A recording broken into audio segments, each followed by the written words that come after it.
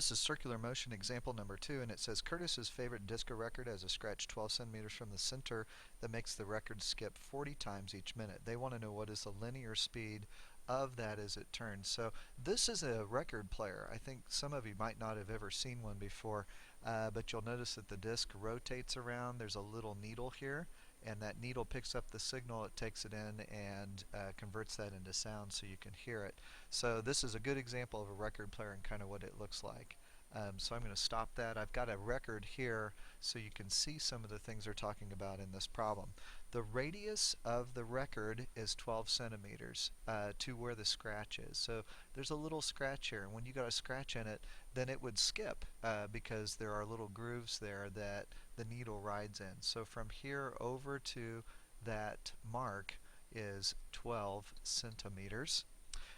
This record player, as it turns, it makes 45 revolutions, so it turns 45 times every 60 seconds. It turns 45 times every 60 seconds. So what we can do is we can say that the period of this is equal to, there are 60 seconds, and we know that it makes 45 revolutions. So that'll tell us about how many seconds it takes for it to go around one time, and it would be 1.3 seconds. So in order for this to go all the way around one time, you've got to count 1.3 seconds. The next thing that we have to do is we're going to figure out what is the speed of the record as it turns at that point, and we use the equation 2 times pi times r all over t. This equation actually comes from v is equal to d over t, and the distance is the circumference of the circle.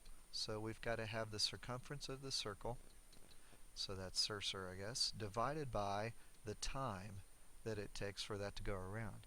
So the circumference for any circle, remember, is just 2 pi r, and we've got that in our equation right here, and we divide it by the time, and for time we have periods, so it's the same type of thing.